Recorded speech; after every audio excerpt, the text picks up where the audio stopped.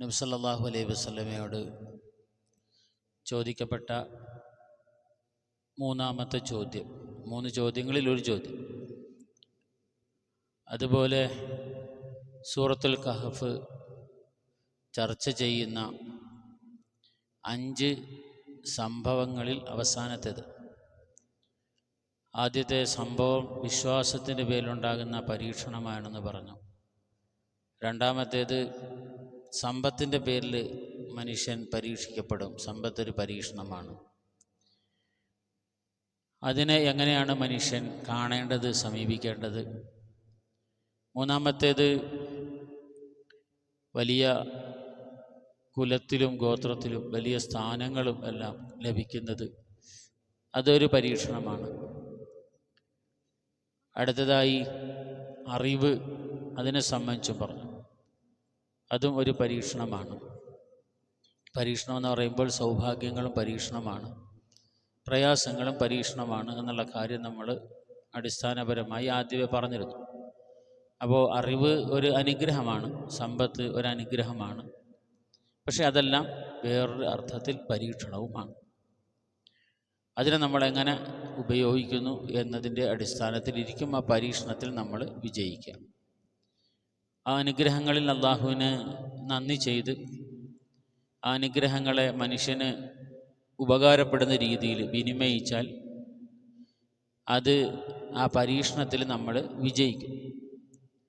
പക്ഷേ അങ്ങനെ ഒരു നന്ദി ഇല്ലാതെ അതിലൂടെ മനുഷ്യനെ ഉപദ്രവിച്ച് ജീവിച്ചാൽ ആ പരീക്ഷണത്തിൽ നമ്മൾ പരാജയപ്പെട്ടു പോവുകയും ചെയ്യും.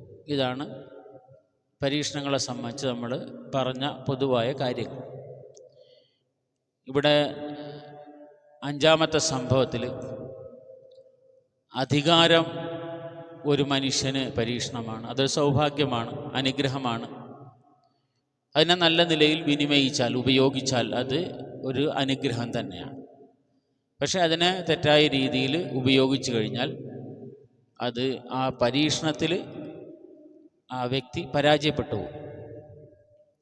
ഇവിടെ അനുഗ്രഹത്തെ, അധികാരം എന്ന് പറയുന്ന അനുഗ്രഹം പൊതുവെ മനുഷ്യൻ വളരെ മോശമായ രീതിയിൽ ഉപയോഗിക്കാറുണ്ട്. അധികവും അങ്ങനെയാണ് സംഭവിക്കാറുള്ളത്. അധികാരം കിട്ടുമ്പോൾ അഹങ്കാരവും അതുപോലെയുള്ള പല ദുസ്വഭാവങ്ങളും ഉണ്ടാകും. അത് മനുഷ്യന് മറ്റുള്ളവർക്ക് ഉപദ്രവമായി മാറാറുണ്ട്. പക്ഷേ അതിൽ നിന്നെല്ലാം തികച്ചും വ്യത്യസ്തനായ ഒരു അധികാരിയെ സംബന്ധിച്ചാണ് ഈ അവസാനത്തെ സംഭവത്തിൽ പറയുന്നത്. ദുൽഖർനൈൻ എന്നാണ് ഖുർആൻ ആ വ്യക്തിയുടെ പേര് പറയുന്നത്. ദുൽഖർനൈൻ ആരാണ് എന്നത് സംബന്ധിച്ച് വളരെ കൃത്യമായി നമുക്ക് പറയാൻ കഴിയുന്ന തെളിവുകളൊന്നും ഇല്ല എന്നതാണ് വസ്തുത. ഓരോരുത്തർ ഓരോ സാധ്യതകൾ വെച്ച് ഓരോ വ്യക്തികളാണ് അത് എന്ന് പറയാറുണ്ട്.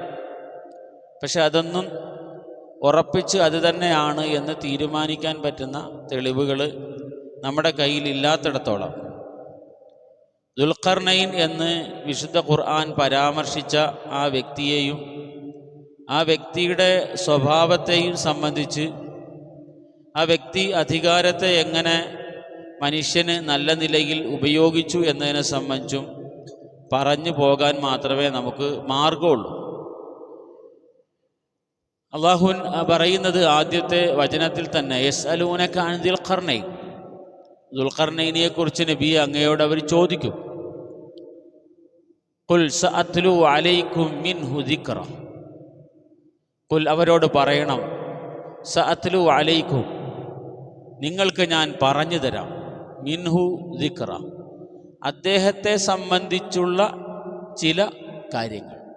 മിൻഹു എന്ന് പറഞ്ഞാൽ അദ്ദേഹത്തെ സംബന്ധിക്കുന്ന കുറഞ്ഞ ചില കാര്യങ്ങൾ പറഞ്ഞുതരാം എന്നാണ് ആ വാക്കിനെ ചിലരുടെ അർത്ഥം പറഞ്ഞത്. ചിലർ പറഞ്ഞത് ദിക്റ എന്ന് പറഞ്ഞാൽ ഉപദേശം, ഗുണപാഠം എന്നൊക്കെയാണ് അതിൻ്റെ വാക്കർത്ഥം.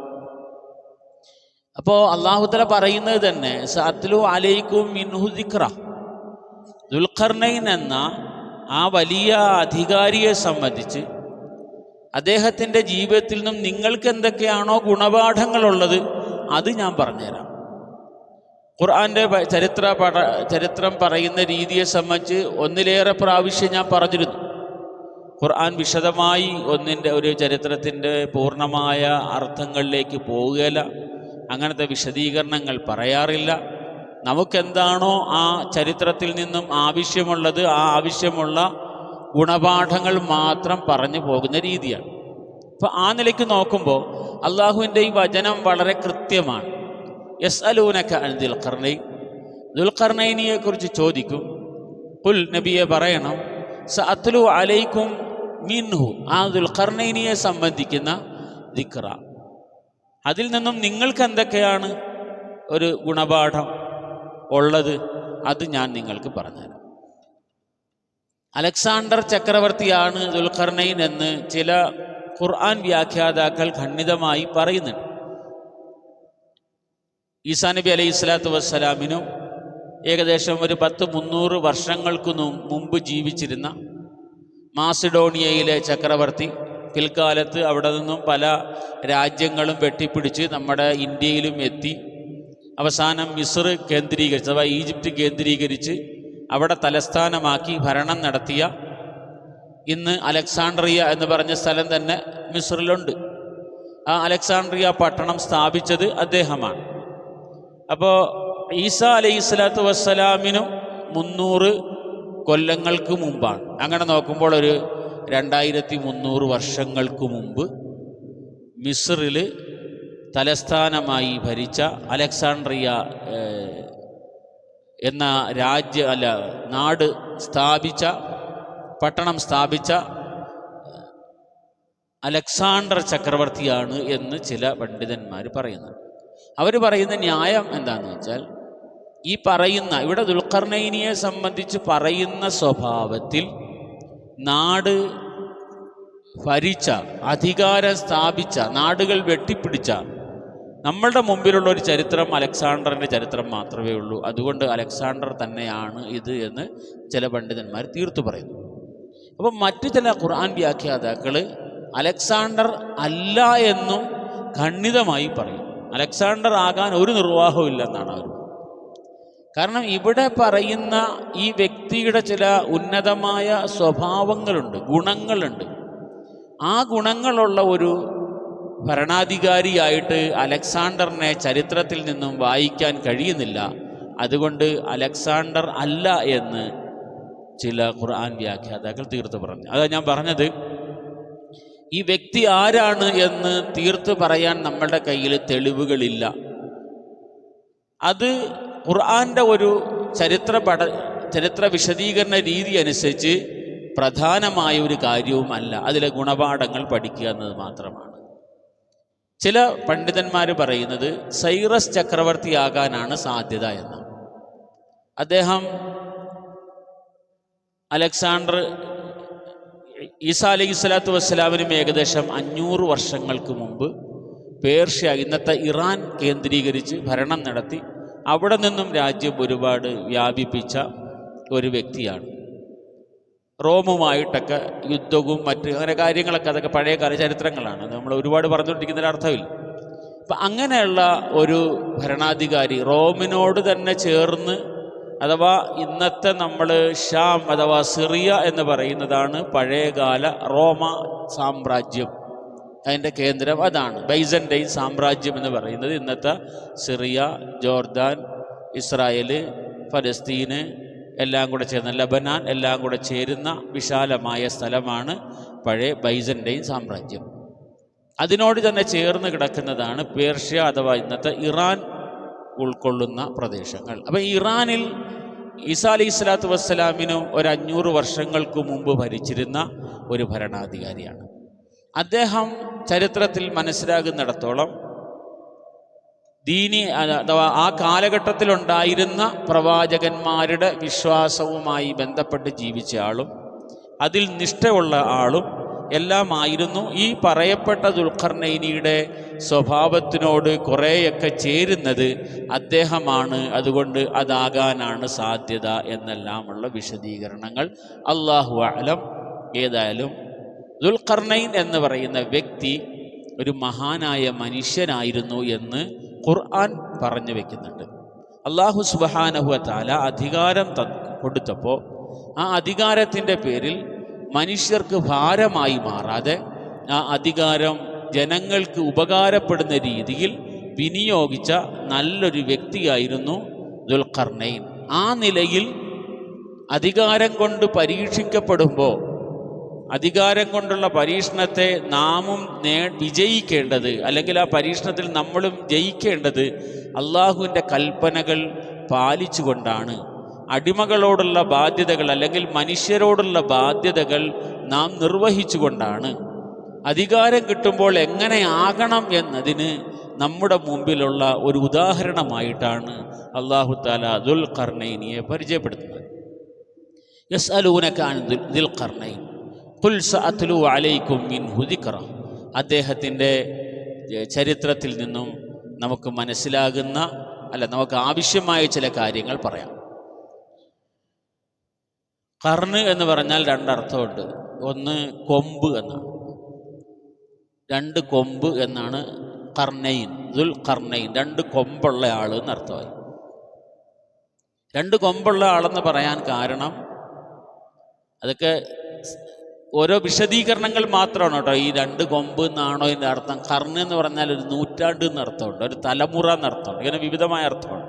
ഇപ്പം രണ്ട് തലമുറകളിൽ ജീവിച്ച ഒരാൾ, രണ്ട് തലമുറകളെ കണ്ടിട്ടുള്ള, കുറച്ച് ദീർഘമായ നാൾ അധികാരം കൈയാളിയ, അപ്പോൾ അത്രമേൽ അധികാരം അനുഭവിക്കാൻ അവസരം കിട്ടിയിട്ടും ദുഷിച്ചു പോകാതിരുന്ന ഒരു നല്ല മനുഷ്യൻ എന്ന ഒരാശയത്തിലേക്ക് അത് എത്തുന്നുണ്ട്.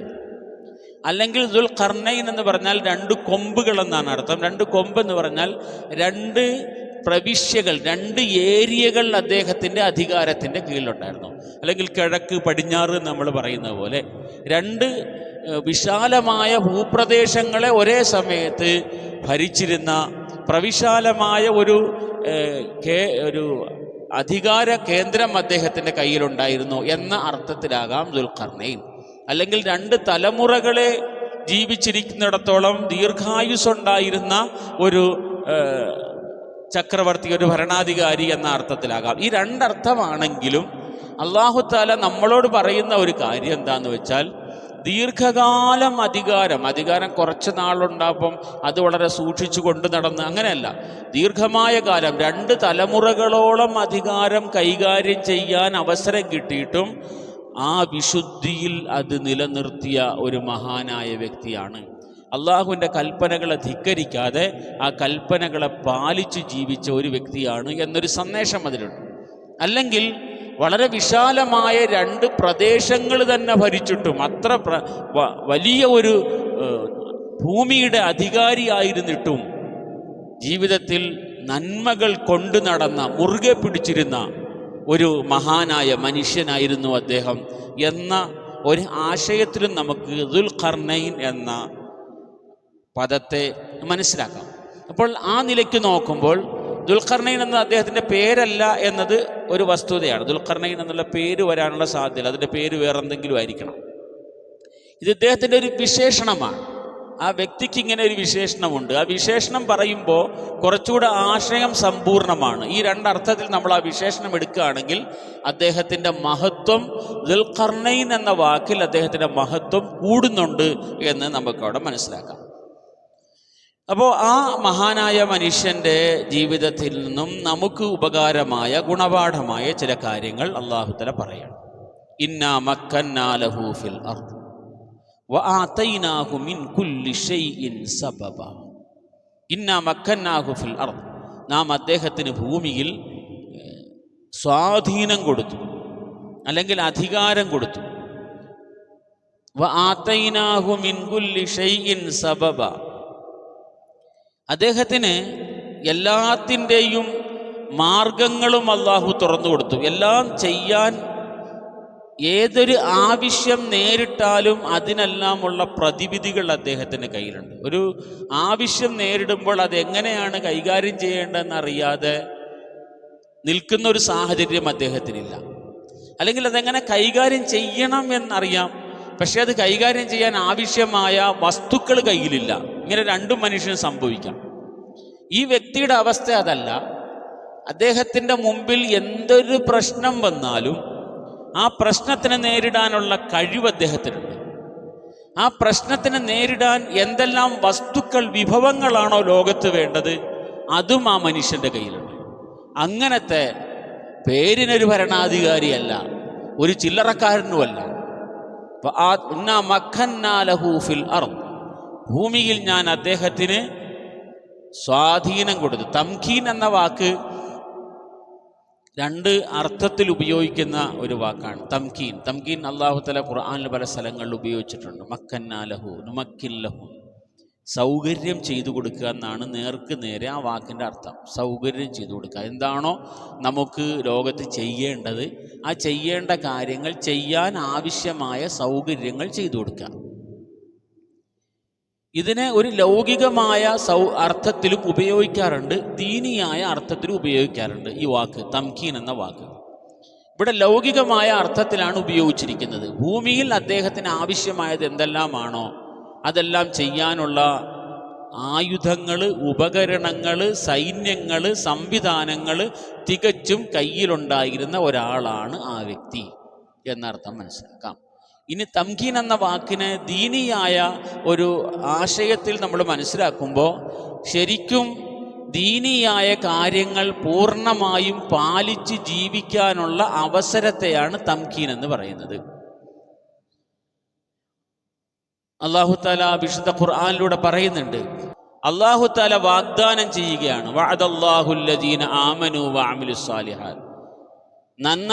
നല്ല വിശ്വാസം സ്വീകരിക്കുകയും നല്ല കർമ്മങ്ങൾ ചെയ്യുകയും ചെയ്യുന്നവർക്ക് അല്ലാഹു തആല വാഗ്ദാനം ചെയ്യുന്നു, ലയസ്തഖ്ലിഫന്നഹും ഫിൽ അർദ്, അവർക്ക് ഭൂമിയുടെ അധികാരം അല്ലാഹു തആല നൽകും എന്ന് പറഞ്ഞിട്ട് പറയുന്നുണ്ട്. വലനുമക്കിനന്ന ലഹും ദീനഹുമുല്ലദി ഇർതദാ ലഹും, അല്ലാഹു തൃപ്തിപ്പെട്ട് നമുക്ക് തന്ന ദീൻ അനുസരിച്ച് സ്വതന്ത്രമായി ലോകത്ത് ആരെയും പേടിക്കാതെ ജീവിക്കാനുള്ള അവസരവും അല്ലാഹു തആല നൽകും. അല്ലാഹു നമുക്ക് തൃപ്തിപ്പെട്ട് തന്നതാണ് ദീൻ.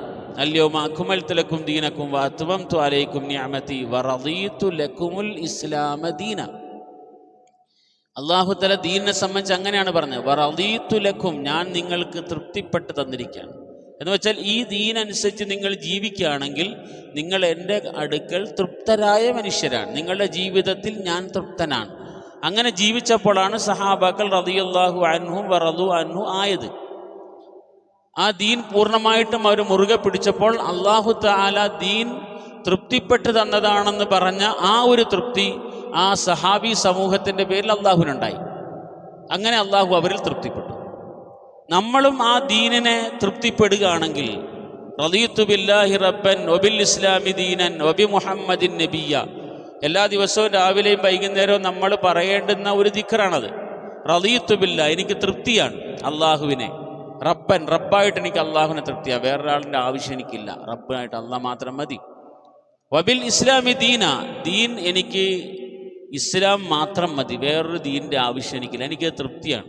ഇപ്പോൾ ഒരു സാധനം നമ്മുടെ കയ്യിൽ കിട്ടുമ്പോൾ എങ്ങനെയുണ്ട്, കൊള്ളാവോ, ഇഷ്ടപ്പെട്ടു എന്ന് പറയുന്നത് എന്തുകൊണ്ടായപ്പോഴാണ്? അത് മനസ്സിനങ്ങനെ പൊരുത്തപ്പെട്ടതുകൊണ്ടാണ്. ഒരു വാഹനം കിട്ടി, എങ്ങനെയുണ്ട്, ഇഷ്ടപ്പെട്ടു, നന്നായിരിക്കുന്നു എന്ന് പറയും. അപ്പം നമ്മൾ ഉപയോഗിക്കുന്ന വസ്തുക്കളെക്കുറിച്ച് നമ്മുടെ മനസ്സിൽ എന്തൊരു തൃപ്തിയാണോ ഉള്ളത്, ആ തൃപ്തി നമ്മൾ അനുഷ്ഠിക്കുന്ന ദീനിനെക്കുറിച്ച് നമുക്കുണ്ടാകണമെന്നാണ് പറഞ്ഞു വരുന്നതിൻ്റെ ചുരുക്കം. അതുപോലെ തന്നെ റസൂലുള്ളാഹി സ്വല്ലല്ലാഹു അലൈഹി വസല്ലമ തങ്ങളിൽ നാം ഒരു തൃപ്തനായ നേതാവിനെ, ഒരു അനുകരണയോഗ്യനായ നേതാവിനെ കാണുന്നു. ഇത് രാവിലെയും വൈകുന്നേരം നമ്മൾ പറയണം എന്ന് നബി സല്ലല്ലാഹു അലൈഹി വസല്ലമ തങ്ങൾ പറഞ്ഞാണ്. അപ്പം വലയുമക്കിനന്നഹും ലഹും ദീനഹുമുല്ലദി ഇർതദാ ലഹും, അല്ലാഹു തആല നമുക്കൊക്കെ തൃപ്തിപ്പെട്ട് തന്നതാണ് ദീൻ, നിങ്ങൾ ഇതനുസരിച്ച് ജീവിച്ചോളി, ഇത് നിങ്ങളുടെ ജീവിതത്തിൻ്റെ എല്ലാ ആവശ്യങ്ങളും ഒരു നല്ല മനുഷ്യനായി ജീവിക്കാൻ വേണ്ടതെല്ലാം ഇതിനകത്തുണ്ട് എന്ന് പറഞ്ഞിട്ടാണ് അല്ലാഹു തആല തന്നിരിക്കുന്നത്. അങ്ങനെ അല്ലാഹു തആല തൃപ്തിപ്പെട്ട് തന്ന ദീൻ പക്ഷേ പല സന്ദർഭങ്ങളിലും അത് പൂർണ്ണമായും അനുസരിച്ച് ജീവിക്കാൻ കഴിയാത്ത സാഹചര്യങ്ങൾ നാടുകളിൽ ഉണ്ടാവും. സഹാബാക്കൾക്കുണ്ടായതുപോലെ സഹാബാക്കൾ ദീൻ സ്വീകരിച്ചു, ദീനനുസരിച്ച് ജീവിക്കാൻ കഴിയാത്ത അവസ്ഥയുണ്ടായി. നമസ്കരിക്കുന്നതിൻ്റെ പേരിൽ അടികൊണ്ടു, ഓരോ ദീനിയായ കാര്യങ്ങളുടെ പേരിൽ അടികൊണ്ടു. അപ്പോൾ അവിടെ ഉലമാക്കൾ വിശദീകരിക്കുന്നുണ്ട്, സബറിലൂടെയാണ് തംകീൻ ഉണ്ടാവുക, ക്ഷമയിലൂടെയാണ് തംകീൻ ഉണ്ടാകുക. ദീൻ അല്ലാഹു തആല നമുക്ക് തൃപ്തിപ്പെട്ടതാണ്, തന്നതാണ്. അത് നമ്മൾ തൃപ്തിയോടുകൂടി സ്വീകരിച്ചു. തൃപ്തിയോടുകൂടി നമ്മൾ സ്വീകരിക്കുമ്പോൾ ഇഷ്ടക്കേടുള്ള ഒരുപാട് പേര് നമ്മുടെ പരിസരങ്ങളിലുണ്ടാവും. അവർ നമ്മളെ പല രീതിയിൽ ഉപദ്രവിക്കും. ചിലപ്പോൾ നാക്കുകൊണ്ട് ഉപദ്രവിക്കും, ചിലപ്പം പ്രവർത്തനം കൊണ്ട് ഉപദ്രവിക്കും, ശാരീരിക ഉപദ്രവം ഉണ്ടാവും, പരിഹാസങ്ങളുണ്ട്, അതെല്ലാം ഉണ്ടാവും. അപ്പോൾ അവിടെ നമ്മൾ സബർ മുറുകെ പിടിക്കുകയാണെങ്കിൽ, ക്ഷമയോടുകൂടി ക്ഷമിക്കുക എന്ന് പറഞ്ഞാൽ എൻ്റെ അർത്ഥം തല്ല് കൊള്ളുക എന്നല്ല. പൊതുവെ ക്ഷമയുടെ ഒരു അർത്ഥം നമ്മൾ മനസ്സിലാക്കിയത് തല്ല് കിട്ടുമ്പോൾ അതെല്ലാം കൊള്ളുക എന്നുള്ളതല്ല. പിന്നെ ഞാൻ നമസ്കരിക്കുന്നതിൻ്റെ പേരിലാണ് അടിക്കുന്നതെങ്കിൽ ഞാൻ നമസ്കാരം നിർത്തില്ല എന്ന് തീരുമാനിക്കുന്നതിൻ്റെ പേരാണെന്ത്? സബർ. ഞാൻ നമസ്കരിക്കുന്നു, അതിൻ്റെ പേരിൽ ആൾക്കാരെന്നെ ആക്ഷേപിക്കുന്നു. ഈ ആക്ഷേപത്തിൻ്റെ പേരിൽ ഞാൻ നമസ്കാരം നിർത്തില്ല എന്ന് തീരുമാനിക്കുന്നതിൻ്റെ പേരാണ് സബർ. വീണ്ടും വീണ്ടും നിസ്കരിച്ചുകൊണ്ടിരിക്കുക, വീണ്ടും വീണ്ടും ചിലപ്പോൾ ഉപദ്രവം ഉണ്ടാവും. ഞാനൊരു നല്ലൊരു രൂപത്തിൽ നടക്കുന്നതിൻ്റെ പേരിൽ ജനങ്ങൾ പരിഹസിക്കുമായിരിക്കും. ഒരു ദാടിയൊക്കെ വെച്ച്, ഒരു തൊപ്പിയൊക്കെ വെച്ച് പുറത്തിറങ്ങി നടക്കുമ്പോൾ ജനങ്ങൾ പരിഹസിക്കുമായിരിക്കും. ആ പരിഹാസം ഞാൻ ക്ഷമിക്കുക എന്ന് പറഞ്ഞാൽ അന്ന് അയാളെ ഒന്നും ഞാൻ ചെയ്തില്ല, എന്നെ വഴിയിൽ നിന്ന് ഒരാൾ പരിഹസിച്ചു തിരിക്കട്ടെ, ആ പരിഹസിച്ച ആളെ ഞാനൊന്നും ചെയ്തില്ല, ഉപദ്രവിച്ചില്ല. വീട്ടിൽ വന്ന് താടിയൊക്കെ വടിച്ചു കളഞ്ഞ് ഒരു പാൻറ് ഷർട്ടും എടുത്തിടുന്നതിൻ്റെ പേരല്ല സബർ. മനസ്സിലായില്ലേ? അന്ന് അയാൾ പരിഹസിച്ചെങ്കിൽ വീണ്ടും അതേ വസ്ത്രത്തിൽ തന്നെ, ഇത് ഞാൻ തിരഞ്ഞെടുത്തതാണ്, അള്ളാഹ് തൃപ്തിയായിട്ട് എനിക്ക് തന്നതാണ്, അള്ളാഹ് തൃപ്തിയായിട്ട് എനിക്ക് തന്നതിനെ ഞാൻ തൃപ്തിയോടുകൂടി വാങ്ങിയതാണ്, ഞാൻ സ്വീകരിച്ചതാണ്, എൻ്റെ ഹൃദയം കൊണ്ട് സ്വീകരിച്ചതാണ്. ഇനി അത് ഒരുപക്ഷെ പരിഹസിക്കപ്പെടാം, ആക്ഷേപിക്കപ്പെടാം, ഉപദ്രവിക്കപ്പെടാം. എത്ര ഉപദ്രവം വന്നാലും ഞാൻ ഇത് നിർത്തില്ല, നമസ്കാരം ഞാൻ നിർത്തില്ല. അബൂബക്കർ റളിയല്ലാഹു അൻഹുവിനോട് ഇബ്നു ദുഗ്നാവെന്ന് പറഞ്ഞില്ലേ, അബൂബക്കർ റളിയല്ലാഹു അൻഹു നാട് വിടാൻ വേണ്ടി ഇറങ്ങിയല്ലോ, പാത്രമൊക്കെ എടുത്തിട്ട് ഇറങ്ങി, സഞ്ചിയൊക്കെ എടുത്തിട്ട് ഇറങ്ങി. വഴിയിൽ നിന്ന് ഇബ്നു ദുഗ്ന കണ്ടു. ഒരൊറ്റ ദിവസം യാത്ര ചെയ്തു, രാത്രിയും പകലും യാത്ര ചെയ്ത് കഴിഞ്ഞപ്പോഴാണ് വഴിയിൽ നിന്ന് ഇബ്നു ദുഗ്ന കാണുന്നത്. അബൂബക്കർ നിങ്ങൾ എങ്ങോട്ടാണ് പോകുന്നത്? ഞാൻ നാട് വിട്ടുപോവാണ്, മനുഷ്യർ ഇവിടെ എന്നെ ജീവിക്കാൻ അനുവദിക്കുന്നില്ല. അബൂബക്കർ നിങ്ങളെപ്പോലുള്ളവർ ഒരിക്കലും ഒരു നാട്ടിൽ നിന്ന് പോകരുത്, നിങ്ങൾ ഈ നാടിന് ആവശ്യമാണ്, നിങ്ങൾക്ക് വേണ്ടുന്ന എല്ലാ സംരക്ഷണവും ഞാൻ തന്നിരിക്കുന്നു എന്ന് ഇബ്നു ദുഗ്ന പറഞ്ഞ് അബൂബക്കർ തന്നെ തിരിച്ചു കൊണ്ടുവന്നിട്ട് ഇബ്നു ദുഗ്ന ആ നാട്ടിലെ പ്രധാനപ്പെട്ട വ്യക്തിയാണ്. അദ്ദേഹം പരസ്യമായിട്ട് വിളിച്ചു പറഞ്ഞു, ഞാൻ അബൂബക്കറിന് സംരക്ഷണം കൊടുത്തിരിക്കുകയാണ്, ഇനി അബൂബക്കറിനെ ആരും ഉപദ്രവിക്കാൻ പാടില്ല എന്ന് പറഞ്ഞു. അബൂബക്കർ റളിയല്ലാഹു അൻഹു വീട്ടിൽ വന്നു, പതിവ് പോലെ നിസ്കാരം തുടങ്ങി. രാത്രി ആകുമ്പോൾ അദ്ദേഹം നമസ്കാരം തുടങ്ങും. നമസ്കാരം എന്നാൽ ഇന്നത്തെ പോലെ ഫർദായ രീതിയിലുള്ള നമസ്കാരമില്ല, പക്ഷേ തുടക്കത്തിൽ നമസ്കാരത്തിൻ്റെ രീതികളുണ്ടായിരുന്നു. നബി സല്ലല്ലാഹു അലൈഹി വസല്ലം തങ്ങളും ആദ്യകാല മുസ്ലിമീങ്ങളും ഒക്കെ നമസ്കരിക്കേണ്ടത്. കഅബയുടെ അടുത്ത് റസൂലുള്ളാഹി സ്വല്ലല്ലാഹു അലൈഹി വസല്ലം നമസ്കരിച്ചുകൊണ്ടിരിക്കുന്ന സമയത്താണ് ആ ഒട്ടകത്തിൻ്റെ കുടൽമാലയെ കൊണ്ടുവന്നൊരു സംഭവം നമുക്കറിയാമല്ലോ, സുജൂദിൽ കിടക്കുന്ന സമയത്താണ്. നമസ്കാരം ഫർദാകുന്നത് മദീനയിൽ വെച്ചാണെങ്കിലും മക്കയിൽ വെച്ച് തന്നെ നമസ്കാരത്തിൻ്റെ രീതികളുണ്ട്. ഇന്നത്തെ പോലെ 5 വഖ്തിൻ്റെ കൃത്യമായ നമസ്കാര രീതികൾ ഇല്ല എന്ന് മാത്രമേ ഉള്ളൂ. അബൂബക്കർ റളിയല്ലാഹു അൻഹു നമസ്കാരം തുടങ്ങി, വിശുദ്ധ ഖുർആൻ ശബ്ദത്തിൽ ഓതാൻ തുടങ്ങി. അബൂബക്കർ റളിയല്ലാഹുവിൻ്റെ പാരായണം കേൾക്കുമ്പം പരിസരത്തുള്ള കുട്ടികൾ വരാൻ തുടങ്ങി. അവരിങ്ങനെ വന്ന് കേട്ട് നിൽക്കുകയാണ്. അബൂബക്കർ റളിയല്ലാഹു അൻഹുവിൻ്റെ സുന്ദരമായ പാരായണം കേട്ട് നിൽക്കുകയാണ്. അങ്ങനെ അവിടെ വലിയ സംഘങ്ങൾ കൂടാൻ തുടങ്ങി ഈ ഖുർആൻ പാരായണം കേൾക്കാൻ വേണ്ടി. നാട്ടുകാരെല്ലാം ചെന്ന് ഇബ്നു ദുഗ്നയോട് പറഞ്ഞു, ഇബ്നു ദുഗ്ന നിങ്ങൾ സംരക്ഷണം കൊടുത്തിട്ടാണ് അബൂബക്കർ ഇവിടെ വന്ന് നിൽക്കുന്നത്, അബൂബക്കർ ജനങ്ങളെ വഴിയെ തിരിച്ചുകൊണ്ടിരിക്കുകയാണ്, അതുകൊണ്ട് എത്രയും പെട്ടെന്ന് ഇതിൻ്റെ പരിഹാരം ഉണ്ടാക്കണം. ഇബ്നു ദുഗ്ന നേരെ വന്ന് അബൂബക്കർ റളിയല്ലാഹു അൻഹു പറഞ്ഞു, നിങ്ങൾക്ക് ഞാൻ സംരക്ഷണം തന്നത് ഇങ്ങനെ ഖുർആൻ ഓതാൻ വേണ്ടിയിട്ട് നിസ്കരിക്കാൻ വേണ്ടിയിട്ടുമല്ല, നിങ്ങൾ സമാധാനത്തിലൂടെ ജീവിക്കാൻ വേണ്ടിയിട്ടാണ്. അബൂബക്കർ റളിയല്ലാഹു അൻഹു പറഞ്ഞു, അങ്ങനെ ജീവിക്കാനാണ് പിന്നെ ഞാൻ ഇസ്ലാം സ്വീകരിക്കേണ്ട കാര്യമില്ല, മുമ്പത്തെ പോലെ ജീവിക്കാനാണ് പിന്നെ എന്തിൻ്റെ എനിക്ക് ആവശ്യം? ഞാനൊരു അള്ളാഹു എനിക്ക് തൃപ്തിപ്പെട്ട് തന്ന മതത്തിനെ വിശ്വസിച്ച് ജീവിക്കാൻ വേണ്ടിയിട്ടാണ് ഇത് സ്വീകരിച്ചത്. അതുകൊണ്ട് അതിനകത്ത് വിട്ടുവീഴ്ചയില്ല. ഞാൻ ഇനിയും നിസ്കരിച്ചുകൊണ്ടിരിക്കൂ. എൻ്റെ അമലുകൾ ഒഴിവാക്കിയിട്ട് നീ എനിക്ക് സംരക്ഷണം തരേണ്ട കാര്യമില്ല. നീ എനിക്ക് പ്രഖ്യാപിച്ച സംരക്ഷണം ഉണ്ടല്ലോ, അത് തിരിച്ചെടുത്തോളൂ. എനിക്കത് ആവശ്യമില്ല. എനിക്ക് വേണ്ടത് ഞാൻ റസൂലിൽ നിന്നും പഠിപ്പിച്ച ജീവിതത്തിൻ്റെ നല്ല പാഠങ്ങൾ പകർത്തുക, അങ്ങനെ ജീവിക്കുക എന്നുള്ളതാണ് എൻ്റെ ആവശ്യം. അതിനു വേണ്ടിയിട്ടാണ് ഞാൻ ഈ ത്യാഗത്തിന് ഇറങ്ങിയത്. അത് ഒഴിവാക്കിയിട്ട് പിന്നെ നിൻ്റെ എന്ത് സംരക്ഷണമാണ് എനിക്ക്? എൻ്റെ ലക്ഷ്യത്തിലേക്ക് നിൻ്റെ സംരക്ഷണം എത്തുന്നില്ല എങ്കിൽ നീ അതെടുത്തോളൂ, പരസ്യമായി പ്രഖ്യാപിച്ചോളൂ, എനിക്ക് തന്ന സംരക്ഷണം പിൻവലിച്ചു എന്ന്. അബൂബക്കർ റളിയല്ലാഹുവിന്റെ സംരക്ഷണം ഇബ്നു ദുഖന പിൻവലിച്ചു. വീണ്ടും അബൂബക്കർ റളിയല്ലാഹു അൻഹു മക്കയിൽ പഴയ അവസ്ഥയിലായി, ഉപദ്രവങ്ങൾ ഏൽക്കാൻ തുടങ്ങി. പക്ഷെ അബൂബക്കർ അൻഹു എന്ത് ചെയ്തിട്ടില്ല? നിസ്കാരം നിർത്തിയില്ല. ഞാൻ പറഞ്ഞു വന്നത്, സബർ എന്ന് പറയുന്നത് തല്ലുകൊള്ളുന്നതിൻ്റെ പേരല്ല. ദീനിൻ്റെ പേരിൽ നമ്മൾ അനുഷ്ഠിക്കുന്ന കർമ്മങ്ങൾ, നമ്മൾ വിശ്വസിക്കുന്ന വിശ്വാസങ്ങൾ, ഇതിനെ ആൾക്കാർ പല രൂപത്തിൽ എതിർക്കുമ്പോൾ, പരിഹസിക്കുമ്പോൾ, ആ പരിഹാസത്തിൻ്റെയും എതിർപ്പിൻ്റെയും പേരിൽ അത് നിർത്തിക്കളയാതെ അത് തുടർന്നുകൊണ്ടേയിരിക്കുന്നതിൻ്റെ പേരാണ് എന്ത് പറയുന്നത്? മനസ്സിലാകുന്നുണ്ടോ? അതിൻ്റെ പേരാണ് സബർ. ഇപ്പം എന്ത് പ്രതിസന്ധികളുണ്ടെങ്കിലും അമലുകൾ തുടർന്നുകൊണ്ടേയിരിക്കണമെന്നാണ് നമ്മൾ പറഞ്ഞത്. പരിഹസിക്കുന്ന ആൾക്കാരുണ്ടാവും, ആക്ഷേപിക്കുന്ന ആൾക്കാരുണ്ടാവും. ഈ നോമ്പ് നമ്മൾ അനുഷ്ഠിച്ചുകൊണ്ടിരിക്കുന്നുണ്ട്, അതിനെ ആക്ഷേപിക്കുന്ന എത്രയോ ആൾക്കാരുണ്ട്. നമ്മളത് പരിഗണിക്കുന്നില്ല. അതാണ് സബർ. ഇപ്പം തംകീൻ എന്ന് പറയുന്ന ഒരു കാര്യം അല്ലാഹു സുബ്ഹാനഹു വ തആല ഓരോ മുഅ്മിന് ലോകത്ത് കൊടുക്കും, മുഅ്മിനി സമൂഹത്തിന് ലോകത്ത് കൊടുക്കും. അതൊരു ദീനിയായി അള്ളാഹു നൽകിയിട്ടുള്ള ഒരു ഓഫറാണ്, നമുക്കെല്ലാവർക്കും നൽകിയിട്ടുള്ള ഓഫറാണ് അത്. പക്ഷേ എപ്പോഴാണ് അള്ളാഹു നമുക്ക് തരുന്നത് എന്ന് ചോദിച്ചാൽ, ദീനനുസരിച്ചുള്ള ജീവിതം നാം ഏത് ത്യാഗം സഹിച്ചും മുമ്പോട്ട് കൊണ്ടുപോയിക്കൊണ്ടിരിക്കുമ്പോൾ, ആ ത്യാഗം മുമ്പോട്ട് പോകുന്നതിനനുസരിച്ച് അള്ളാഹു തആല വഴികൾ തുറന്നുകൊണ്ടേയിരിക്കും. അതിനനുസരിച്ച് നമുക്ക് തംകീൻ ലോകത്ത് ലഭിക്കുകയും ചെയ്യും. അബൂബക്കർ റളിയല്ലാഹു അൻഹു ഇസ്ലാം സ്വീകരിച്ചു, പ്രയാസങ്ങളുണ്ടായി. ദീനനുസരിച്ച് ജീവിച്ചുകൊണ്ടേയിരുന്നു, ആൾക്കാർ ഉപദ്രവിച്ചുകൊണ്ടേയിരുന്നു. ബിലാൽ റളിയല്ലാഹു അൻഹു ഇസ്ലാം സ്വീകരിച്ചു, ഉപദ്രവിച്ചുകൊണ്ടേയിരുന്നു. ബിലാൽ റളിയല്ലാഹു അൻഹു പഠിച്ച ദീനനുസരിച്ച് ജീവിച്ചുകൊണ്ടേയിരുന്നു, ഉപദ്രവങ്ങളെ കണക്കാക്കിയതേയില്ല. ആദ്യകാല സഹാബാക്കൾ മുഴുവൻ അതാ ചെയ്തത്.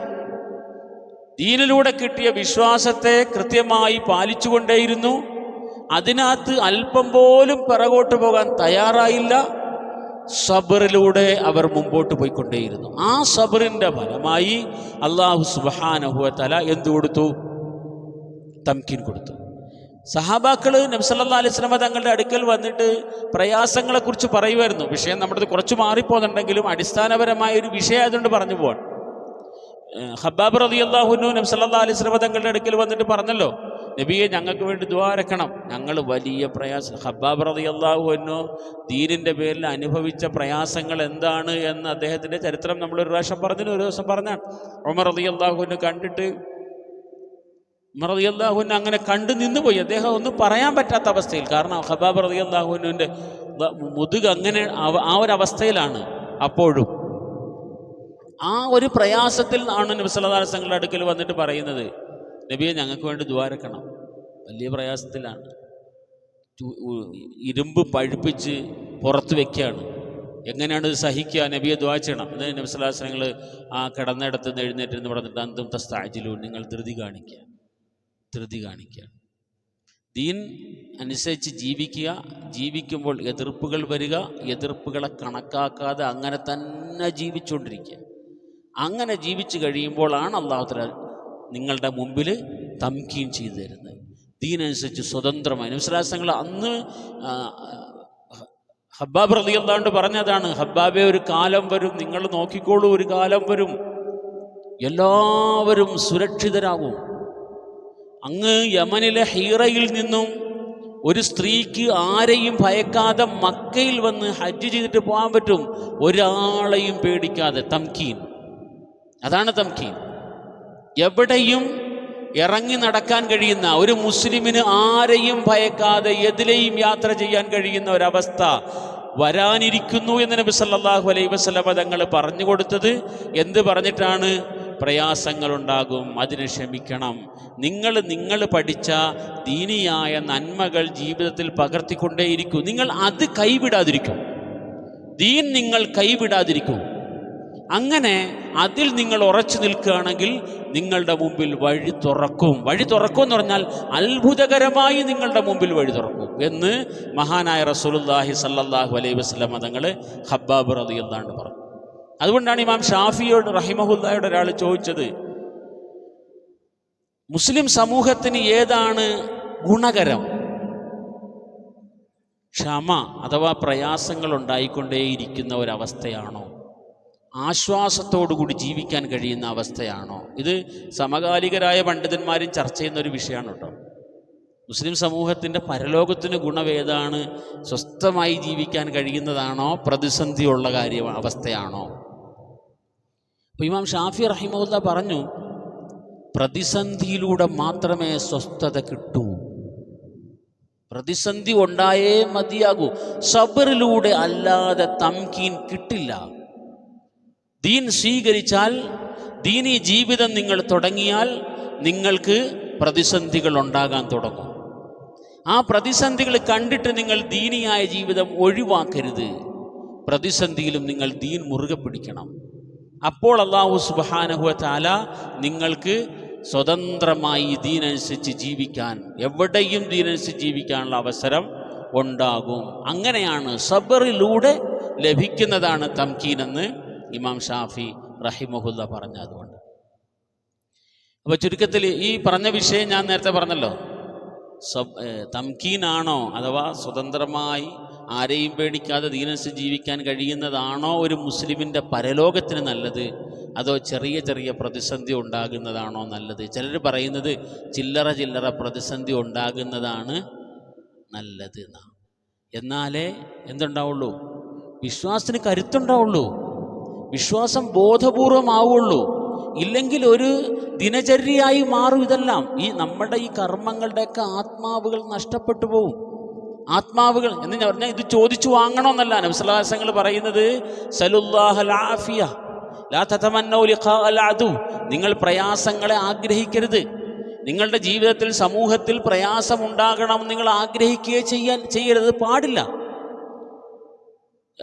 വസലുല്ലാഹൽ ആഫിയ, നിങ്ങൾ സ്വസ്ഥതയും സമാധാനവുമാണ് ആഗ്രഹിക്കേണ്ടത്, നിങ്ങൾ അതാണ് ചോദിക്കേണ്ടത്. പക്ഷേ എന്നാലും ചില സന്ദർഭങ്ങളിൽ എന്തുണ്ടാകും? പ്രതിസന്ധികൾ ഉണ്ടാകും. പ്രതിസന്ധികൾ ഉണ്ടാകുമ്പോൾ സമൂഹം ദീനിയായിട്ട് ശക്തിപ്പെടും. അതാണ് മറ്റേ ഇഖ്ബാൽ പറഞ്ഞത്, കർബലകൾക്ക് ശേഷം ദീൻ എന്താവും? വളരുമെന്ന്, ദീന് ജീവൻ വയ്ക്കുമെന്ന്. ഏതായാലും തംകീൻ എന്ന ഒരു കാര്യത്തെ സാന്ദർഭികമായി നമ്മൾ സൂചിപ്പിച്ചതാണ്. ഇന്നാ മക്കന്നാ ലഹു ഫിൽ അർദ്, ഭൂമിയിൽ അല്ലാഹു സുബ്ഹാനഹു വ തആല ആ വ്യക്തിക്ക് അധികാരം, സ്വാധീനം എല്ലാം കൊടുത്തു.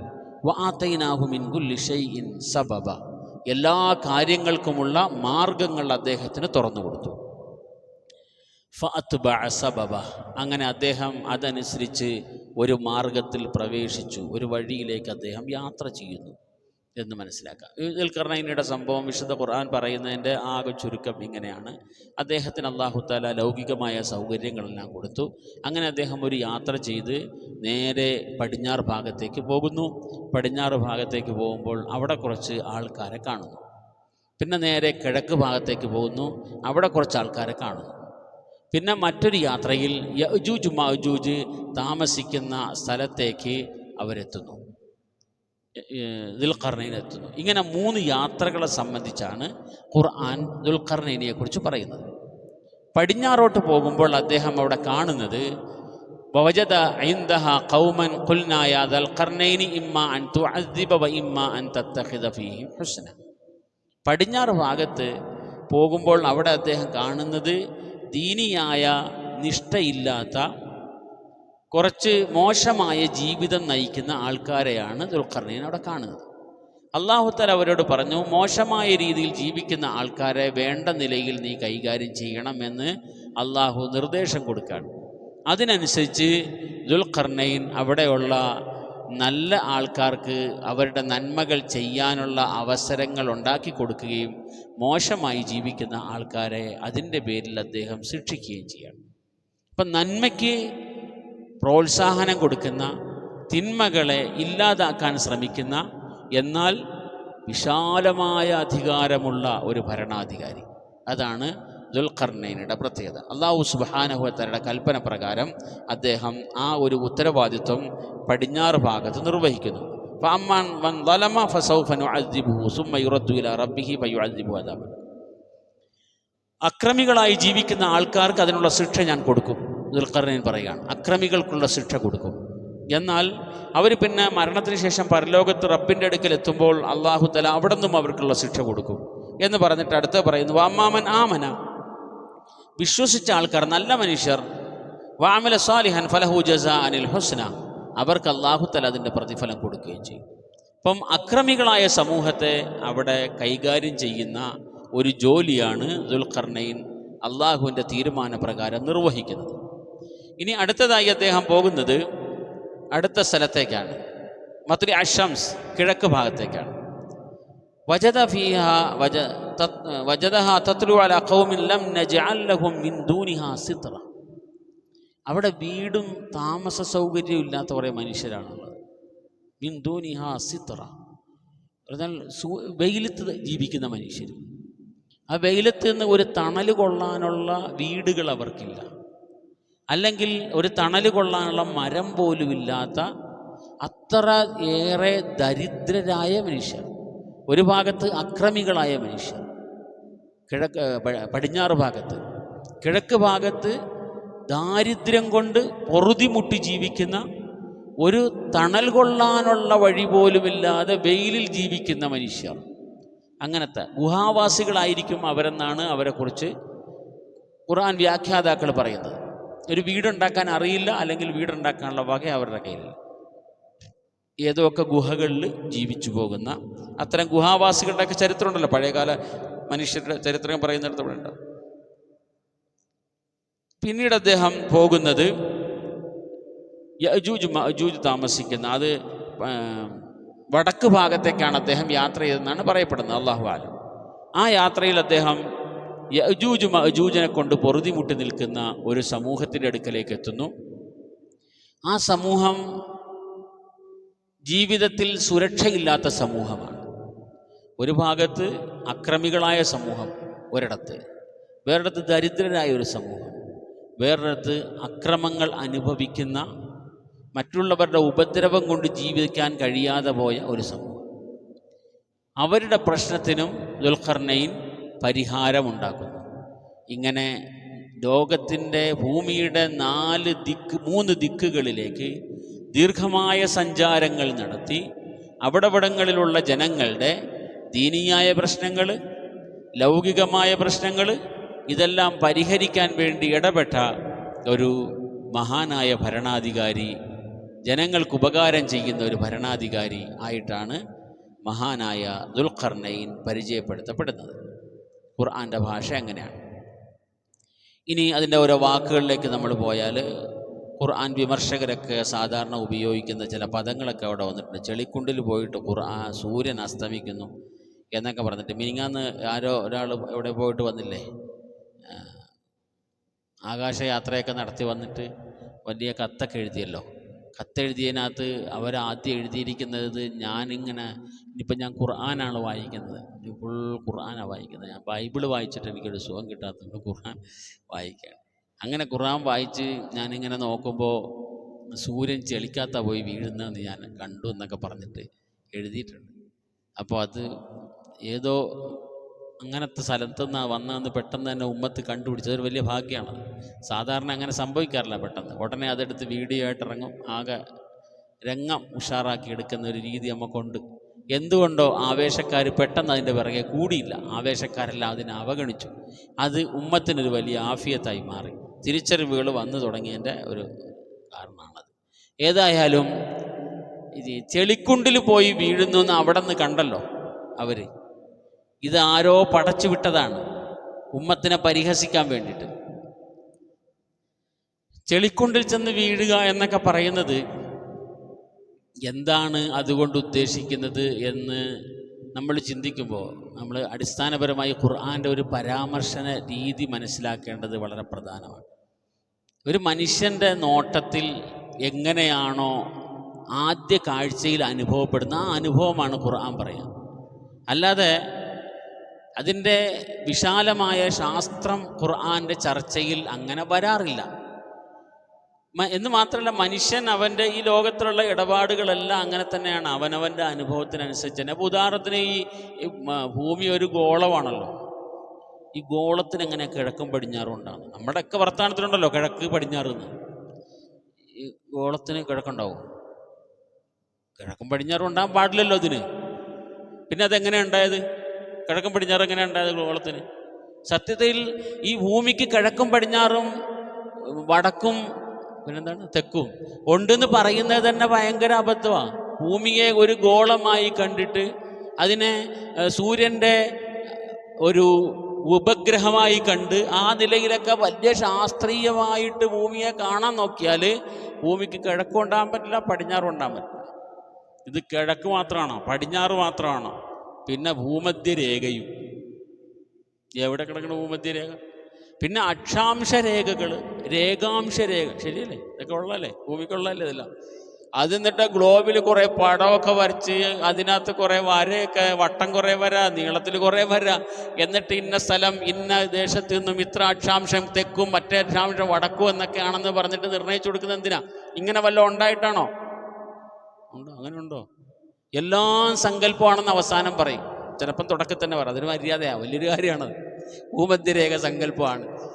ഭൂമിയെക്കുറിച്ച് പഠിക്കാൻ വേണ്ടി, മനസ്സിലാക്കാൻ വേണ്ടിയിട്ട് നമ്മൾ തൽക്കാലത്തേക്ക് ഒരു സൗകര്യത്തിന് വേണ്ടി ഒരു ഭൂമധ്യരേഖ ഉണ്ടാക്കിയതാണ് എന്ന് പറഞ്ഞിട്ട് തുടങ്ങിയാൽ അത് വലിയൊരു കാര്യമാണ്. മനുഷ്യന് ആപേക്ഷികമായിട്ട് ലോകത്തെക്കുറിച്ച് അല്ലെങ്കിൽ ഭൂമിയെക്കുറിച്ച് സംസാരിക്കാൻ നടന്ന് അതാണ് ഖുർആന്റെ രീതി. ലോകത്തിൻ്റെ കേന്ദ്രം സൂര്യനാണോ ചന്ദ്രനാണോ മനുഷ്യനാണോ? ശാസ്ത്രത്തിൻ്റെ ചർച്ച എവിടെയെങ്കിലും എത്തിയോന്ന് എനിക്കറിയില്ല. ലോകത്തിൻ്റെ കേന്ദ്രം ഒരു കാലത്ത് ഭൂമിയാണെന്ന് തോന്നിയിരുന്നു അല്ലേ ശാസ്ത്രത്തിന്? പിന്നെ തോന്നി ലോകത്തിൻ്റെ കേന്ദ്രം ഭൂമിയല്ല, പിന്നെന്താണ്, സൂര്യനാണെന്ന് തോന്നി. കാരണം സൂര്യനെ വലയം ചെയ്യുന്ന അങ്ങനെയൊക്കെയാണല്ലോ. ഇപ്പം ലോകത്തിന് അങ്ങനെ ഒരു കേന്ദ്രം തന്നെ ഇല്ല. കാരണം ഇതിങ്ങനെ വലുതായിക്കൊണ്ടിരിക്കുക, എവിടെയാ പോയി നിൽക്കുന്നതെന്ന് ഒരന്തവുമില്ല. അപ്പം ലോകത്തിനൊരു കേന്ദ്രവും ഇല്ല എന്നിടത്തേക്ക് കാര്യങ്ങൾ എത്തി നിൽക്കുകയാണ്. പക്ഷെ ഖുർആന്റെ സംബോധനയിൽ അതിൻ്റെ കേന്ദ്രം മനുഷ്യനാണ്. മനുഷ്യനെ കേന്ദ്രീകരിച്ച് എന്നാണ് ഖുർആൻ സംസാരിക്കുന്നത്, അല്ലാതെ ഭൂമിയെ കേന്ദ്രീകരിച്ചെന്നല്ല. മനുഷ്യന്റെ ഹിദായത്തിന് വേണ്ടിയുള്ള ഗ്രന്ഥമാണ് ഖുർആൻ. അതുകൊണ്ട് ഖുർആൻ മനുഷ്യനോടാണ് സംസാരിക്കുന്നത്. മനുഷ്യന്റെ പ്രാഥമികമായ നോട്ടത്തിലുള്ള അവന്റെ ബോധ്യങ്ങളിലൂടെയാണ് ഖുർആന്റെ ചർച്ച പോകുന്നത്. അല്ലാതെ ഗോളശാസ്ത്രത്തിൽ നിന്നുകൊണ്ട് മനുഷ്യനോട് സംസാരിക്കുകയല്ല. മനുഷ്യന്റെ ദൈനംദിനമായ അനുഭവത്തിൽ എന്താണോ അവന് കിട്ടുന്ന അറിവ്, അവന്റെ നഗ്നനേത്രം കൊണ്ട് കിട്ടുന്ന അറിവ് എന്താണ്, ആ അറിവ്. അതിൻ്റെ അപ്പുറത്തേക്ക് ഉപകരണങ്ങളെ കൊണ്ട് മനുഷ്യൻ കണ്ടെത്തിയ വിശാലമായ ലോകങ്ങളുണ്ട്. ഇനിയും അതിൻ്റെ വിശാലതയിലേക്ക് മനുഷ്യന്റെ കണ്ണ് എത്താൻ കഴിയില്ല, ഉപകരണങ്ങൾക്കും എത്താൻ കഴിയില്ല എന്നിടത്തേക്ക് കാര്യങ്ങൾ എത്തി നിൽക്കുകയാണ്. അങ്ങനെയുള്ളൊരിടത്ത് നിന്നിട്ട് ഖുർആൻ മനുഷ്യനെ സംബോധന ചെയ്തുകൊണ്ട് പറയുന്ന വാക്കുകളിൽ ഇത്തരം ചില പരാമർശങ്ങളെ എടുത്തിട്ട് അതിനെ ഒരു ആഗോള സംഭവമാക്കി നോക്കിയാൽ എന്തെങ്കിലുമൊക്കെ തമാശകൾ പറയാനുള്ളത് കാണും, അങ്ങനെയൊക്കെ ഉണ്ടോ? പക്ഷേ ഖുർആന്റെ സംബോധന മനുഷ്യനോടാണ്. മനുഷ്യന് അവൻ്റെ നഗ്നനേത്രം കൊണ്ട് ഉള്ള നോട്ടത്തിൽ സൂര്യനെ എങ്ങനെ അനുഭവപ്പെടുന്നു, ആ അനുഭവത്തിൽ നിന്നുകൊണ്ട് സൂര്യനെക്കുറിച്ച് സംസാരിക്കലാണ് മനുഷ്യൻ്റെ രീതി. അതല്ലാതെ അവൻ്റെ ടെലസ്കോപ്പിലൂടെ അവൻ നോക്കിക്കാണുന്ന സൂര്യനെ സംബന്ധിച്ച്, ചന്ദ്രനെ സംബന്ധിച്ച് അള്ളാഹ് സംസാരിക്കുന്നില്ല. നഗ്നനേത്രത്തിൽ കാണുന്ന സൂര്യനെക്കുറിച്ച് അള്ളാഹ് സംസാരിക്കുന്നു. നഗ്നനേത്രത്തിൽ മനുഷ്യൻ കാണുന്ന ചന്ദ്രനെക്കുറിച്ച് അള്ളാഹ് സംസാരിക്കുന്നു. അവൻ്റെ ദൈനംദിനമായ സാധാരണമായ ജീവിതാനുഭവങ്ങളിലൂടെ മനുഷ്യനെക്കുറിച്ച് സംസാരിക്കുന്നു. അപ്പോൾ ഭൂമി ഫിറാഷ് എന്ന് പറയും. ഭൂമി ഫിറാഷ് എന്ന് പറഞ്ഞാൽ മനുഷ്യൻ്റെ നഗ്നനേത്രത്തിൻ്റെ അനുഭവം എന്താ? ഉരുണ്ടതാണോ പരന്നതാണോ? ഉരുണ്ടതാ, പിന്നെ പരന്നതല്ലേ? മനുഷ്യന്റെ കയ്യിൽ ഉപകരണം ഉണ്ടാകുന്നതിന് മുമ്പ് ഭൂമി പരന്നതാ. മനുഷ്യന്റെ നേരെയുള്ള നോട്ടത്തിൽ ഇന്നും ഭൂമി പരന്നത് തന്നെയാ. ഇനിയും നമുക്കൊരു ഐഡിയ കിട്ടിയിട്ടില്ല ഈ ഉരുണ്ട സാധനത്തിൽ എങ്ങനെയാ അപ്പൊ നമ്മളിങ്ങനെ ഈ കെട്ടിടം ഉണ്ടാക്കിയതെന്ന്. അല്ല, ഇതിങ്ങനെ കിടന്ന് കറങ്ങുകയും കൂടെ. ചുമ്മാ ഇങ്ങനെ ഉരുണ്ട സാധനം നിൽക്കുകയാണ് തിരക്കേണ്ടായിരുന്നു. ഇതിങ്ങനെ അതിവേഗത്തിൽ കറങ്ങിക്കൊണ്ടിരിക്കുകയാണ്. ആ കറങ്ങുമ്പോൾ നമ്മളിടക്കിടക്ക് താഴേക്ക് ആയി പോകുന്നുണ്ട്, പേടിയാവുന്നുണ്ടോ? അതല്ലേ അവസ്ഥ. പക്ഷെ അല്ലാഹു തആല മനുഷ്യനോട് സംസാരിക്കുന്നത് അവൻ്റെ ദൈനംദിനമായ പച്ചയായ കാഴ്ചയുടെ അനുഭവത്തിൽ നിന്നാണ്. അങ്ങനെ പറയുമ്പോൾ ദുൽഖർനൈൻ പടിഞ്ഞാറേക്ക് പോയി. അന്നത്തെ ഒരവസ്ഥയിൽ പടിഞ്ഞാറെന്ന് പറയണമെങ്കിൽ എന്താകണം? എന്താണ് ഇന്നത്തെ പോലെ ഭൂമിക്ക് അതിരൊക്കെ നിശ്ചയിച്ചിട്ട് ഭൂമിയുടെ ഒരു സെൻറ്ററൊക്കെ സങ്കല്പിച്ചിട്ട് അവിടെ കിഴക്കും പടിഞ്ഞാറും ഒന്നും നിശ്ചയിച്ചിട്ടില്ല. പിന്നെ പടിഞ്ഞാറ് എന്ന് തോന്നണമെങ്കിൽ എവിടെ എത്തണം? ഒരു കടൽക്കരയിലെത്തണം. അതിൻ്റെ അപ്പുറത്തേക്ക് ഇദ്ദേഹത്തിന് നടന്നു പോകാൻ, അല്ലെങ്കിൽ ഇദ്ദേഹത്തിൻ്റെ കയ്യിലുള്ള വാഹനങ്ങൾ പോകാൻ കഴിയാത്ത രീതിയിൽ ഒരു സമുദ്രം തടസ്സമായി നിൽക്കുന്ന ഒരു കടൽക്കരയിൽ അദ്ദേഹം എത്തുമ്പോൾ പച്ചയായ നോട്ടത്തിൽ എന്ത് കാണും? സൂര്യൻ അവിടെ അസ്തമിക്കുന്നു. അങ്ങനെയല്ലേ കാണുക? നേരെ സൂര്യൻ അസ്തമിക്കുന്നു. നമ്മുടെ മലയാള ഭാഷയിലൊക്കെ സാധാരണ മുമ്പൊക്കെ എഴുതുമായിരുന്നു, സൂര്യൻ അറബിക്കടലിൽ ചാടി ആത്മഹത്യ ചെയ്തു. നമ്മളൊക്കെ വായിച്ചിട്ടുണ്ടോ മലയാളത്തിൽ? നിങ്ങൾ വായിച്ചിട്ടുണ്ടോന്നറിയാം? വായിച്ചിട്ടുണ്ടോ? അറബിക്കടലിൽ ചാടി സൂര്യൻ ആത്മഹത്യ ചെയ്തു. പിറ്റേന്ന് ആ പുള്ളി അപ്പുറത്തുനിന്ന് വരും, എന്താ ആത്മഹത്യ? ഒരാത്മഹത്യയില്ല. അതൊക്കെ ഒരു ആലങ്കാരികമായ പ്രയോഗമാണ്, അത്രേ അതിനർത്ഥമുള്ളൂ. അദ്ദേഹം ആത്മഹത്യ ചെയ്യുന്നൊന്നുമില്ല. പക്ഷേ ഇതൊരു മനുഷ്യൻ്റെ നേർക്ക് നേരെയുള്ള, കടൽക്കരയിൽ പോയി നോക്കുന്ന ഒരു മനുഷ്യൻ്റെ നേർക്ക് നേരെയുള്ള അനുഭവത്തിൽ അത് കടലിലേക്ക് താഴ്ന്നു പോന്നു, അത്ര തന്നെ. പിന്നെ കൂടുതൽ സാധനങ്ങളൊക്കെ ഉണ്ടായിക്കഴിഞ്ഞപ്പോൾ ഇതൊക്കെ കൂടുതൽ മനുഷ്യൻ്റെ മുമ്പിൽ വ്യക്തതയിലേക്ക് വന്നു. ഇദ്ദേഹം പോകുന്ന സമയത്ത് ഒരു പക്ഷേ ചെമ്മാനം ആകാശത്ത് പ്രകടമായി കാണാത്ത ഒരു സമയമാണെങ്കിൽ അവിടെ ഒരു ചെളിയിലേക്ക് പോകുന്ന ഒരു ദൂരത്തെ വെള്ളം നല്ല തെളിഞ്ഞ വെള്ളമായിട്ടാണോ അതോ കലങ്ങിയ വെള്ളമായിട്ടാണോ മനുഷ്യന് കാണാം? അങ്ങ് കിടക്കുന്ന സമുദ്രത്തിലെ വെള്ളം. അതൊരു മനുഷ്യൻ്റെ അനുഭവത്തിൽ നോക്കുമ്പോൾ തഗ്റുബു അല ഐനിൻ ഹമിഅത്തിൻ, ഒരു ചെളിവെള്ളത്തിലേക്ക് ഇറങ്ങിപ്പോകുന്നതായിട്ട് അദ്ദേഹം കണ്ടു. അദ്ദേഹത്തിൻ്റെ നേർക്ക് നേരെയുള്ള പച്ചയായ കണ്ണുകൊണ്ടുള്ള കാഴ്ചയിൽ അദ്ദേഹത്തിന് തോന്നിയ അദ്ദേഹത്തിൻ്റെ അനുഭവം ഖുർആൻ പറഞ്ഞാണ്. ഖുർആൻ ആ വെള്ളത്തിലേക്കാണ് പോകുന്നതെന്നല്ല കണ്ടത്. അത് കൃത്യമായിട്ട് നമുക്ക് മനസ്സിലാക്കാം. നോക്കിയാൽ എന്താണ് ഖുർആൻ പ്രയോഗിച്ചിരിക്കുന്ന രീതി നോക്കാം. ഹത്താ ഇദാ ബലഗ മഗ്രിബ ശംസി, അദ്ദേഹം സൂര്യാസ്തമയ സ്ഥലത്തെത്തിയപ്പോൾ വജദ ഇദ്ദേഹം കണ്ടു. ആര്? ദുൽഖർനൈൻ. വജദ എന്ന് പറഞ്ഞാൽ കണ്ടു എന്നല്ല അർത്ഥം. അദ്ദേഹത്തിന് തോന്നി, അദ്ദേഹം മനസ്സിലാക്കി എന്നേ ഞാൻ അർത്ഥമുള്ളൂ. വജദഹ തഗ്റുബു, അല്ലാതെ സൂര്യൻ വെള്ളത്തിലേക്ക് ചെന്ന് ചാടുന്നത് അദ്ദേഹം കണ്ടു എന്നല്ല പറഞ്ഞത്. അതാണെങ്കിൽ അല്ലാഹു തആല സൂര്യനെ കുറിച്ച് നടത്തിയ ഒരു പരാമർശമാണെന്ന് വിചാരിക്കാം. ഇത് ഇദ്ദേഹത്തിൻ്റെ ഒരു അനുഭവമായിട്ട് തന്നെ ഖുർആൻ അത് പറയുന്നുണ്ട്. ഹത്താ ഇദാ ബലഗ മഗ്രിബ ശംസി, അദ്ദേഹം സൂര്യാസ്തമയ സ്ഥലത്ത് എത്തിയപ്പോൾ വജദഹ, ആ സൂര്യനെ അദ്ദേഹം മനസ്സിലാക്കുന്നു, അല്ലെങ്കിൽ അദ്ദേഹത്തിന് ആ സൂര്യനെ കുറിച്ച് തോന്നുന്നു. തഗ്റുബു ഫീ ഐനിൻ ഹമിഅത്തിൻ, ഒരു ചെളിമയമായ വെള്ളത്തിലേക്ക് അത് അസ്തമിച്ചു പോകുന്നതായി അദ്ദേഹത്തിന് തോന്നുന്നു എന്ന് ഖുർആൻ പറയുകയാണ്. അത് ആ മനുഷ്യൻ്റെ നേർക്ക് നേരെയുള്ള കണ്ണിൻ്റെ കാഴ്ചയുടെ അനുഭവമായിട്ട് പറയാം. അതിൻ്റെ അപ്പുറത്തേക്ക് അതങ്ങനെ വെള്ളത്തിൽ ചെന്നാണ് ചാടുന്നതെന്നൊന്നും ഖുർആൻ പറഞ്ഞിട്ടില്ല. അള്ളാഹുവിൻ്റെ വചനമായിട്ട് അതിനെ പറഞ്ഞിട്ടില്ല. ഈ വ്യക്തിയുടെ അനുഭവത്തെ അള്ളാഹു അങ്ങനെ പറയുന്നുണ്ട്. അവിടെ ഒരു സമൂഹത്തെയും അദ്ദേഹം കണ്ടു. ഖുൽനാ യാ ദൽ ഖർനൈൻ ഇമ്മാ അൻ തുഅദ്ദിബ വ ഇമ്മാ അൻ തത്തഖിദ ഫീഹിം ഹുസ്ന. അവിടെ കണ്ട ജനങ്ങളുടെ വിഷയത്തിൽ അള്ളാഹു ദുൽഖർനൈന് കൊടുത്ത കൽപ്പന ഇങ്ങനെയാണ്: ഒന്നുകിൽ അവരിലെ കുറ്റവാളികളെ ശിക്ഷിക്കണം, അല്ലെങ്കിൽ ആ കുറ്റവാളികളെ നന്നാക്കിയെടുക്കണം. രണ്ടാലേതെങ്കിലും ഒന്ന് നിനക്കെന്താണോ ചെയ്യാൻ കഴിയുന്നത് ചെയ്യണം. കുറ്റവാളികളെ ഒന്നുകിൽ ശിക്ഷിക്കുക, അല്ലെങ്കിൽ ആ കുറ്റവാളികളെ നേരെയാക്കി മാറ്റുക, നല്ല നിലയിലാക്കി മാറ്റുക. ഇത് വളരെ കൃത്യമായിട്ട് ദുൽഖർനൈൻ നിർവഹിക്കുന്നുണ്ട്. അപ്പോൾ മോശമായ ആൾക്കാരുടെ വിഷയത്തിൽ ഒരു രാജാവ് ഇടപെട്ട രീതിയാണത്. രാജാവ് അധികാരം കൊണ്ട് ഇടപെടുകയാണെങ്കിൽ എല്ലാവരെയും ശിക്ഷിക്കുന്ന ഇടപെടലായിരിക്കും നടത്തുക. പക്ഷെ അദ്ദേഹം അധികാരം ഉള്ള ആളായിരിക്കുമ്പോഴും ജനങ്ങളോട് കരുണയും സ്നേഹവും ഉള്ള ആളാണ്. ജനങ്ങളുടെ നന്മ ആഗ്രഹിക്കുന്ന ആളാണ്. ജനങ്ങൾ നേർവഴിയിലേക്ക് വരണമെന്ന് ആഗ്രഹിക്കുന്ന ഒരാളാണ്. അതുകൊണ്ട് അദ്ദേഹം ആ സമൂഹത്തെ നേർവഴിയിലേക്ക് കൊണ്ടുവരാൻ ശ്രമിച്ചു. അതിന് കീഴ്പ്പെടാതിരുന്നവരെ അദ്ദേഹം അള്ളാഹുവിൻ്റെ കൽപ്പന പ്രകാരം ശിക്ഷിക്കുകയും ചെയ്തു. അപ്പോൾ ദുൽഖർനൈൻ പറയുന്നുണ്ട്, ഫഅമ്മാ മൻ ളലമ ഫസൗഫ നുഅദ്ദിബു, തെറ്റായ രീതിയിൽ അക്രമം ചെയ്യുന്ന ആൾക്കാരെ നാം ശിക്ഷിക്കും.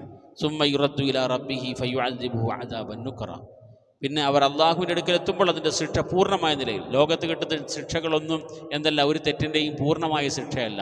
അതിൻ്റെ പൂർണ്ണത അള്ളാഹുവിൻ്റെ അടുക്കൽ എത്തുമ്പോഴാണ്. തെറ്റുകളുടെ കാര്യത്തിലുള്ള ശിക്ഷയുടെയും പൂർണ്ണത, നന്മ ചെയ്യുമ്പോഴുള്ള പ്രതിഫലത്തിൻ്റെയും പൂർണ്ണത, രണ്ടും അള്ളാഹുവിൻ്റെ ഭാഗത്ത് നിന്നിട്ട്. അമ്മാമൻ ആമന വഅമില സാലിഹാൻ ഫലഹു ജസാഅനിൽ ഹുസ്ന. ജീവിതത്തെ നന്നാക്കി നല്ല നിലയിൽ ജീവിക്കുന്ന ആൾക്കാർക്ക് അവർക്ക് ഏറ്റവും നല്ല സ്വർഗം അള്ളാഹു തആല നൽകുകയും ചെയ്യും. സനഖൂലു ലഹു മിൻ അംരിനാ യുസ്റ. ഒന്നാമത്തെ വിഭാഗത്തിൻ്റെ വിഷയത്തിൽ ദുൽഖർനൈൻ നടത്തിയിട്ടുള്ള ഇടപെടൽ അങ്ങനെയാണ്. ഇനി ബാക്കി രണ്ട് വിഭാഗം, രണ്ട് സ്ഥലങ്ങളിലേക്കും കൂടെ അദ്ദേഹം പോകുന്നുണ്ട്. അതുമായി ബന്ധപ്പെട്ട വിഷയങ്ങൾ ഇൻഷാ അല്ലാഹ് നമുക്ക് സൗകര്യം കിട്ടിയ നാളെ സംസാരിക്കാം. അല്ലാഹു സുബ്ഹാനഹു വ തആല ഖുർആൻ വായിക്കുമ്പോൾ അതിനെ അള്ളാഹുവിൻ്റെ വചനങ്ങളാണ് എന്ന ഒരു അടിസ്ഥാന ബോധ്യത്തിൽ വായിക്കാൻ തൗഫീഖ് കിട്ടും. അത് വളരെ പ്രധാനപ്പെട്ടൊരു കാര്യം. ഏതൊന്നിനും അത് നമ്മൾ വായിക്കുകയും പഠിക്കുകയൊക്കെ ചെയ്യുമ്പോൾ അതിനെക്കുറിച്ചുണ്ടാകേണ്ടുന്ന ഒരു അടിസ്ഥാന ബോധ്യമുണ്ട്. അതിൽ നിന്ന് നമ്മൾ വായിക്കുമ്പോൾ മാത്രമേ അതിൻ്റെ ആശയങ്ങളെ ശരിയായ നിലയിൽ ഗ്രഹിക്കാൻ കഴിയുള്ളൂ. അതല്ലാതെ വായിക്കുമ്പോൾ അത് നമുക്ക് പലതരത്തിലുള്ള വസ്വാസുകൾക്ക് കാരണമാകും. അല്ലാഹു സുബ്ഹാനഹു വ തആല ഹിദായത്തിന് വേണ്ടി തന്നതാണ് ഈ ഗ്രന്ഥം. ഹിദായത്താണ് അതിനകത്ത് നമുക്ക് അടിസ്ഥാനപരമായി കിട്ടേണ്ടത്. അത് അതിനകത്ത് എമ്പാടുമുണ്ട്. അതിനുവേണ്ടി അതിനെ വായിക്കാനും പഠിക്കാനും തൗഫീഖ് ചെയ്യട്ടെ. വ ആഖിറു ദഅവാനാ അനിൽ ഹംദുലില്ലാഹി റബ്ബിൽ ആലമീൻ. സുബ്ഹാനകല്ലാഹുമ്മ വബിഹംദിക അഷ്ഹദു അൻ ലാ ഇലാഹ ഇല്ലാ അൻത അസ്തഗ്ഫിറുക വ അത്തൂബു ഇലൈക്. സുബ്ഹാന റബ്ബിക റബ്ബിൽ ഇസ്സത്തി അമ്മാ യസിഫൂൻ. സലാമുൻ അലൽ മുർസലീൻ.